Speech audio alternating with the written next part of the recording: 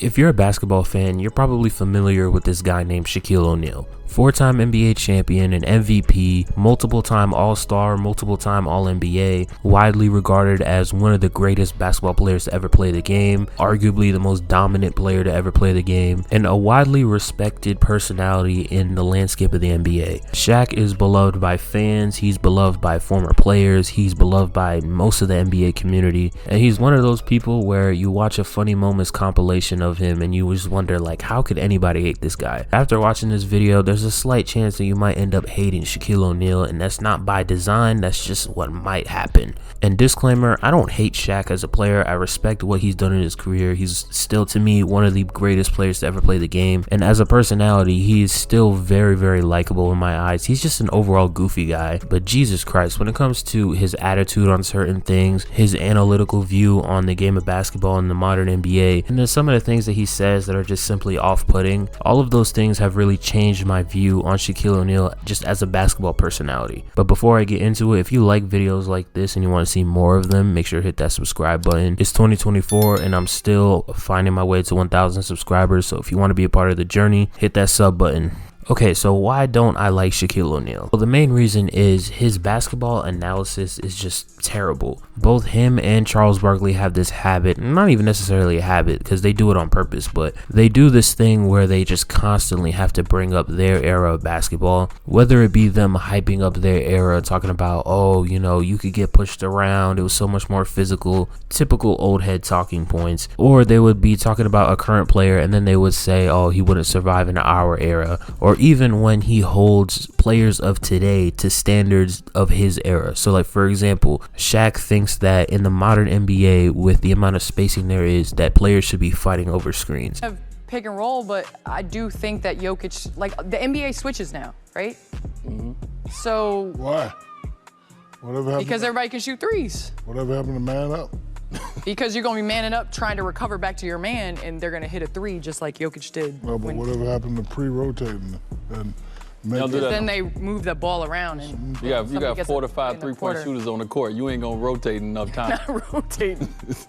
If you know even a little bit about basketball in the modern NBA, you know that's a really dumb idea, and rightfully so. Shaq got cooked for this take. And the thing that I don't like with Shaq's analysis is it appeals to casuals and it also appeals to old heads. A lot of the time Shaq just regurgitates the same thing old heads say on NBA Twitter or NBA Instagram or in the comment section of my videos, constantly talking down on this era of basketball. And then you couple that with the massive amount of influence Shaq has just because of who he is, and Shaq, he uses that to his advantage because most casual fans, they're gonna listen to the former NBA player because they think he knows the most. But time and time again, no matter who they let on these talk shows, whether it be Ryan Hollins or Kendrick Perkins, most of these guys have horrible takes and they're former players. A lot of casuals, they just love to regurgitate the things that they hear on social media and on TV. Shaq knows that and he willingly takes advantage of that. A lot of the time Shaq just argues the same arguments that your uncle would argue in the barber shop or something. A lot of the time he just argues off of vibes. He doesn't bring up any stats to back up his arguments. He doesn't use context in his argument. He can't really refute other players' arguments, and a lot of the times he just can't help himself from bringing up rings as well. When him and Chuck get into it, he always has to slip in the fact that, yeah, I got 4 rings and Charles Barkley has 0, and him bringing up rings in those scenarios doesn't make his point even more valid. It doesn't raise his credibility in any way. He's just doing it just to flex. And I really wouldn't have a problem with this if Shaq wasn't asked to give his analytical take on basketball. On TNT, if he was just asked to be entertaining and nothing else, I wouldn't really care that much. But it's the fact that his job title is not be an entertainer, it's to be an analyst. So forgive me for my standard of NBA analyst to be a little bit higher than just, I have 4 rings, you have none, that's why I'm better than you. Or the modern NBA sucks, my era is better. None of that is interesting. All of that is just played out. And every time I hear that come out of Shaq's mouth, it's just annoying. Second reason why I don't like Shaquille O'Neal is he's just a massive hater for no reason. For some reason, when it comes to modern bigs in the modern NBA, Shaq just always has to give some negative take on them. Whether it be Rudy Gobert, whether it be Dwight Howard when he was in his prime, or even the bigs that are dominating the game today. Shaq feels like he has to give his stamp of approval approval for a big to be solidified in the NBA, which is just dumb. And I understand why Shaq is like this. I mean, Kareem did the same thing with him. He heavily criticized him when he was in his prime in Orlando. But the thing was, Kareem actually gave constructive criticism to Shaq. Shaq, on the other hand, doesn't give constructive criticism. A lot of the times he's just either being negative or he's just flat out hating on the player. And what's annoying is Shaq frames it in a way to where whatever happens, he cannot lose. So if he criticizes a player and that player ends up proving him wrong, then he can frame it in a way to where he was just trying to motivate the guy. But if that player ends up proving him right, then he's like, oh, well, you were just never that good anyway. And that to me is a very cowardice move. I mean, if you have a take, if you feel a certain way, just get it out there and just let it play out for itself. You don't have to just always play both sides and make sure that you're winning no matter what. That to me is just cowardice. A specific example of this was when he had comments about Donovan Mitchell not being a superstar level player, and he told Donovan Mitchell while talking to him over a broadcast that, yeah, I don't think you're able to make it to the next level. And Donovan Mitchell, while he still isn't a superstar player, for the rest of that season he balled out, and he handled that whole situation as maturely as you can. He just said all right and just kept it pushing. I mean, to say that to somebody while their team is on a huge win streak and they just played amazing in a game, not only is it just plain rude, but it's just not constructive criticism at all. Constructive criticism is, hey, I think you should do this, this, and this in order for you to get to the next level, not I don't think you're able to make it to the next level, and then just leaving it at that. That's just hating to me. And as far as the stuff that he said to Donovan Mitchell's teammate Rudy Gobert, it's just even more disrespectful. Rudy's head, it's psychological, but there is no crying in basketball. Rudy, man up. I love that. Some icy. Shaq was either on a podcast or he was on Inside the NBA, and he said something along the lines of, you can accomplish anything if you're averaging 10 points per game and making 200 million, referring to Rudy Gobert. And while I don't agree that Rudy Gobert is worth that amount of money, he just completely ignores how impactful Rudy Gobert is to his teams, completely ignores what he does on the defensive side of the ball, completely ignores the fact that Rudy Gobert is a defensive player of the year candidate every single year, and just harps on his points per game average. And again, not only is this another example of Shaq not knowing how to give constructive criticism, but it's another example of Shaq having a very surface level and lazy way of talking about basketball, because anybody with a brain would know why Rudy Gobert is getting paid hundreds of millions of dollars, even if he's averaging 10-11 points per game. And the annoying thing also is when the players decide to respond to Shaq's constructive, quote-unquote constructive criticism, Shaq's response to their response is some of the most old head, insecure, and just flat out sad response ever. What am I going to do? Have a dispute with the greatest NBA player ever? So when he said that, when he gave me constructive criticism, I took it and I listened, and I brought my game to another level. See, these guys now, they're pudding pops. You say something about them, oh, church. That's what they are. When Rudy Gobert responded to Shaq just flat out disrespecting him, Shaq responded with like, oh, shut up, like I'll dominate you in my prime or something like that. And it's funny because Shaq is the one that is expecting these players to just take his constructive criticism and learn from it, but the players, they're being constructive in their own way with their response, and then Shaq just responds in the most childish way ever. And it's not really surprising given that Shaq is very known to have a very big ego. He's very stubborn. It takes a lot for him to admit that he's wrong. And like I said before, he likes to play both sides to where he can win on both ends. That's why a lot of the time he just runs the excuse of, oh, I was just trying to motivate him. Just so that way, whether you prove him right or prove him wrong, he's still going to win in the end. And then the other reason why I don't like Shaquille O'Neal is because of how insecure he can be about his legacy and his reputation. I'm sure a majority of you watching this video are familiar with Shaq's beef with Dwight Howard. It's been a beef that's been going on ever since Shaq was in Phoenix, I think, and when Dwight was in Orlando. It mostly stems from A, people comparing Dwight to Shaq when he was in Orlando, and B, the nickname of Superman. I'm being so serious. A grown, retired basketball player who was in his late 30s, early 40s was complaining about a nickname.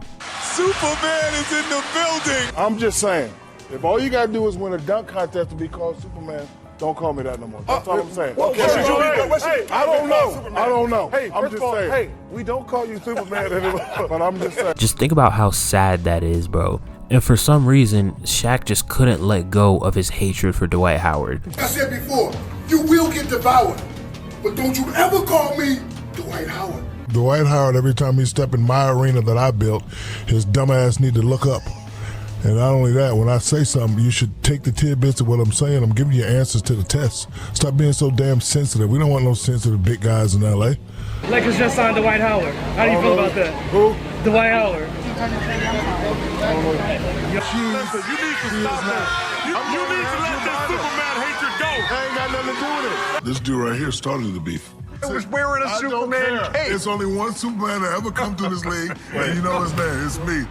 When he fell out with Kobe Bryant in LA, Shaq was one of the first people to openly criticize him. When he was on the back end of his career, Shaq would just continuously dunk on him for no reason. And then when Dwight Howard would stand up and defend himself, Shaq would just go at him even more. And the one thing that pissed me off the most when these two were interacting was when Dwight Howard won a championship and he got on Instagram Live and he was like really emotional, right? Because who wouldn't be? He was giving like a very motivational, inspirational speech on Instagram Live, essentially saying like, oh, never give up on yourself, never give up on your dreams, that type of shit. And Shaq, being the D1 hater that he is, responds to this Instagram Live and says that basically Dwight Howard shouldn't be happy about anything because he didn't contribute anything to this Lakers team. And if you watch the Lakers in 2020, you would know how untrue that statement is. Dwight Howard was a very impactful player. While obviously he wasn't at his peak anymore, he was still a quality backup center, great lob threat, great rim protector, and great rebounder. Something that this Lakers team really needed and took advantage of. So not only is that statement by Shaq not true, but it's just another example of him being a hater for no reason. Like, what a way to rain on someone's parade, bro. And it's funny too, because Shaq is acting like he never ring chased in his entire career. Let's not act like he didn't win a championship with Dwayne Wade while he was a role player. Let's not act like he didn't join LeBron in Cleveland trying to chase a ring. Let's not act like he didn't join the Celtics literally at the twilight of his career. Now, obviously those teams that he joined after the Miami situation, they didn't win anything, but that's not the point, because Shaq was still ring chasing and he was still not that impactful for those teams. I would argue he was even less impactful in Cleveland and in Boston than Dwight Howard was in LA that year. And don't even get me started with the JaVale McGee stuff. Now listen, I enjoyed Shaq and the Fool at its peak. The JaVale McGee segments were pretty funny, I won't lie. But the thing with Shaq is he just kept going and going and going. And even JaVale McGee himself spoke out and said that whole situation, him just constantly going at him on Shaq and the Fool, that was messing with his money. Teams weren't looking to sign him, and it affected him on the court also, because literally any mistake that you made could be on national TV on Shaq and the Fool.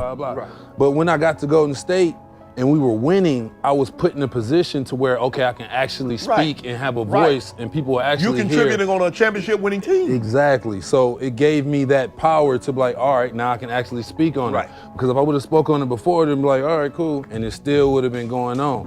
So I found the opportunity to actually speak on it, and things were happening where he was putting posts up where it was like I would go coast to coast and miss the layup, and then that's on the show, and I'm like, it's a missed layup. Like, that's extremely simple. Like, let's not overdo it. It was just doing too much. So I mean, you draw the line somewhere, and I had to, you know, it was in the public, so I had to put it out in the public and put it on Twitter and say what I had to say. But real conversation. But the thing about that whole Shaq and the Fool era of when I was on there is I didn't realize what it was doing to my career until I started to move on to other teams. Then I would talk to other coaches, and middle of the year they'd be like, I've always seen that Shaq and the Fool stuff and had a different mental of you, and I never knew, like, you're a smart kid, you're extremely vocal, you're a great basketball player. But it was slowly chipping away at my reputation as a young 24-year-old athletic basketball player, young, excited, and it was just slowly chipping away with every other coach in the league. Like, no, we don't want him. We see what he's doing on Shaq and the Fool. But I mean, if you add any low light of, you can make a low light of Jordan right now, and if you've never seen a highlight of him, you would think he was the worst player in the world. So I mean, it was definitely a down spiral ever since I went on that, since that show aired. And also gave the impression that JaVale McGee was just a bad player, which was the furthest thing from the truth. For a majority of JaVale McGee's career, he's been a very impactful center. He could rebound, he could score around the rim, he was a lob threat, he could block shots. Like at his peak, JaVale McGee was honestly quality starting center, and at his worst, he was a backup center that could give you good minutes. But again, to a casual fan, if they saw Shaq in a full clips of JaVale McGee losing the ball or him not knowing what to do on defense, they're gonna think that he's just trash. And I don't think any other player got it as bad as JaVale McGee, because you can make an argument maybe like Lance Stevenson or something, but I haven't heard Lance Stevenson come out publicly and say, yeah, that affected my money. And I think there was even a point in time where the Golden State Warriors, the team that JaVale was playing for at the time, had to like talk to Turner Sports just to get Shaq to like chill out on him. And to me, that's where it becomes clear that this whole Shaq and a Fool situation was genuinely affecting JaVale on the court.